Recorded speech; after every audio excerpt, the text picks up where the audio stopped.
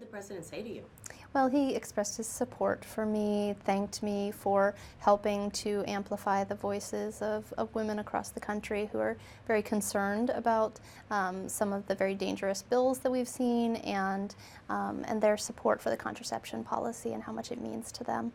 And then beyond that, he also just wanted to express concern and make sure that I was okay, which I thought was very kind, and I assured him that I was.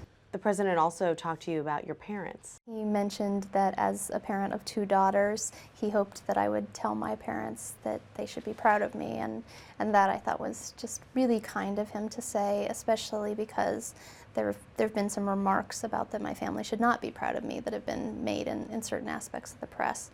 So it was quite nice of him, and my parents are very proud of me.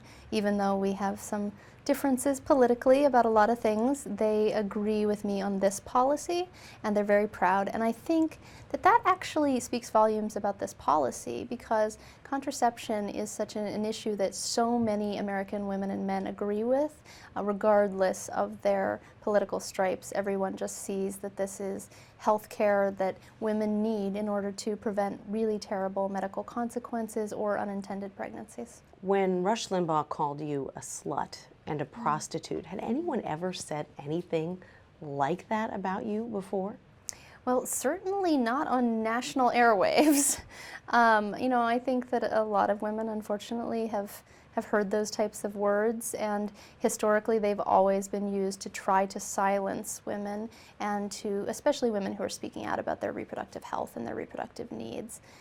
So I saw it for what it was, which was an attempt to silence me and the millions of American women who are speaking out now, and I'm certainly not going to be silenced, and it's clear to me that they're not going to be silenced either.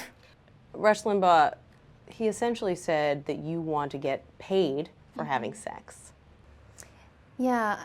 It seems to be a misconception, doesn't it? It seems to be some confusion there. So we're not asking anyone to pay for anything, actually. This is about private insurance coverage. As a student, our insurance is entirely paid for by students, not even by our universities. For employers, that's still a private plan. This isn't about the government paying for anything, taxpayers paying for anything. Certainly no political commentators paying for anything. So yeah, it seems to be a severe mischaracterization of the situation. Was there a point where you regretted coming forward because of everything that's happened since? No, absolutely not.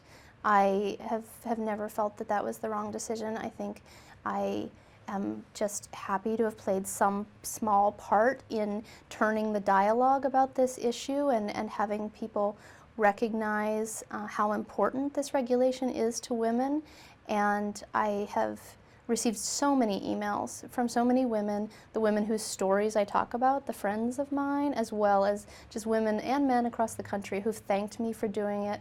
And so I'm really gratified for that support, and I have never regretted coming forward.